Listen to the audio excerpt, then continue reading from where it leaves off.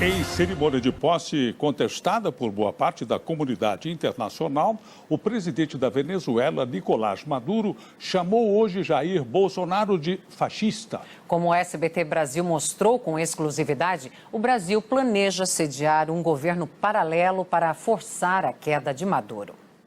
Poucos vizinhos mandaram presidentes para a cerimônia. Sem representantes do governo brasileiro, teve a presença da presidente do PT, Gleisi Hoffmann. No discurso, Nicolás Maduro criticou o Grupo de Lima, formado por 14 países que querem a saída dele do poder. Disse ainda que a Venezuela está no centro de uma guerra mundial, travada por governos aliados aos Estados Unidos. E chamou Jair Bolsonaro de fascista contaminado pela direita venezuelana. Veamos el caso de Brasil y el surgimiento de un fascista como el presidente Jair Bolsonaro.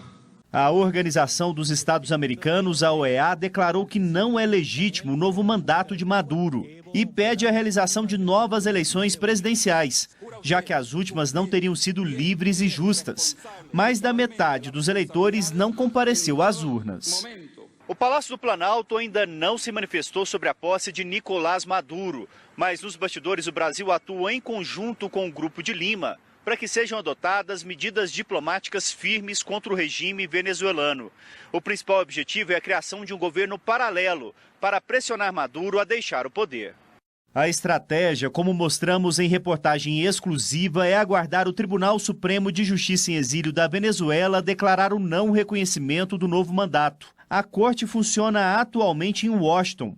A partir daí, o Grupo de Lima pretende dar suporte a um governo de transição, que pode funcionar aqui no Brasil. Este professor de ciências políticas afirma que o tribunal em exílio é reconhecido pela Organização dos Estados Americanos e que já ocorreram outros governos paralelos em países com crises humanitárias graves.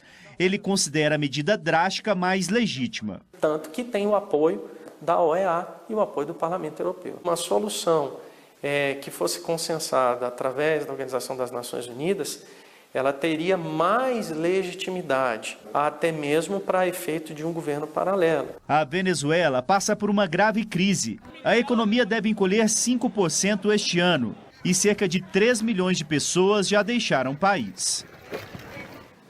Agora há pouco, o Ministério das Relações Exteriores divulgou uma nota em que chama Nicolás Maduro de ilegítimo e reafirma o compromisso de trabalhar para restaurar a democracia na Venezuela.